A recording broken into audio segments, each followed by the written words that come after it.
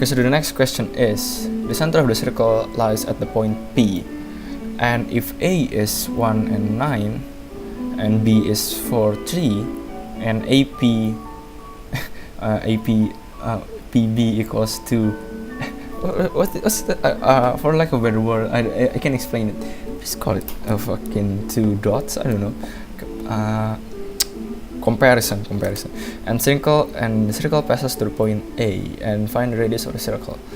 Okay, so what's this question is talking about? So there's a line, and this is just a mere projection. It's not very accurate, I guess.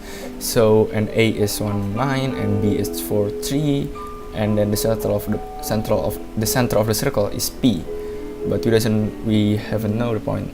We haven't know the exact coordinate of this point P, and we need to recall about vectors. And vector is it works something like this. And if this is a point A and this is point P, and point AP must the distance of A and P must be P minus A, and we got 10.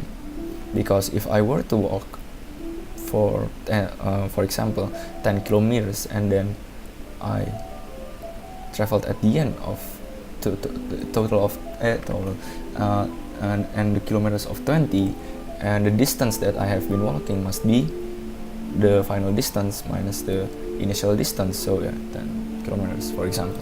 Okay, so it same apply to the hypothetical line, I guess. So when A twice as PB is equals AP, so yeah, we're just gonna do this P minus A, so equals S2 will be B minus P, and we could read about it.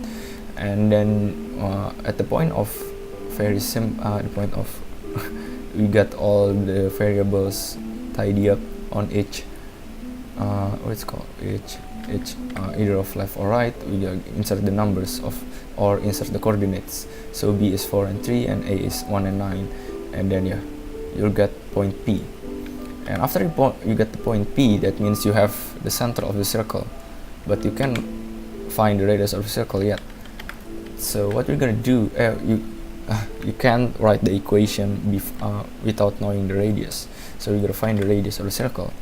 So if your guess is as good as mine, is circle plus the point A, so the circle should be look like this. But you cannot assume that this line is the radius though, because this line is the picture that we created just to make the question more easy. The actual picture should look more like this, when this is point 1 and 9, right? And this is point 3 and 5. This is the center of the circle, so it looks like this. Or if I were to draw point B, it should be like this.